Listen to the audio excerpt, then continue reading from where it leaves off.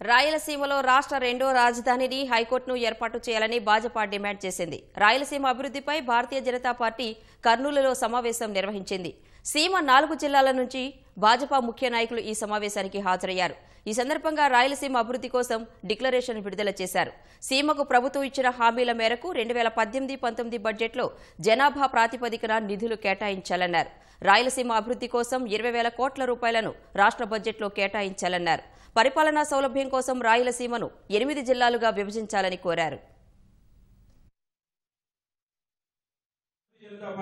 మొట్టమొదటిసారిగా ఈ యొక్క న్యాయవాదులు ఏదైతే డిమాండ్ ఏదైతే ఉందో రాష్ట్రం నుంచి ఏదైతే లాక్కున్నటువంటి రాజధానిని కర్నూలు నుంచి తరలించిన రాజధాని మాత్రమే మేము ద్వితీయ శ్రేణి పౌరులు కాబట్టి రాజధాని కూడా అడగడం లేదు, ద్వితీయ రాజధాని అడుగుతున్నాం. కారణం ఏంటంటే మేము ద్వితీయ శ్రేణి పౌరులుగా ఉమ్మడి రాష్ట్రంలో ఈ రాష్ట్రంలో మమ్మల్ని పాలకులు చూస్తున్నారు కాబట్టి తాత్కాలిక హైకోర్టు కూడా రాయలసీమలోనే ఏర్పాటు చేయాలి. రాయలసీమ హైకోర్టు న్యాయవాదులు చేస్తున్న డిమాండ్ కు మద్దతు ఇస్తారా లేదా బహిరంగంగా 2 కోట్ల మంది రాయలసీమ ప్రజలకు చెప్పమని అధికార ప్రతిపక్ష పార్టీలు అందరినీ కూడా బీజేపీ కోరుతుంది.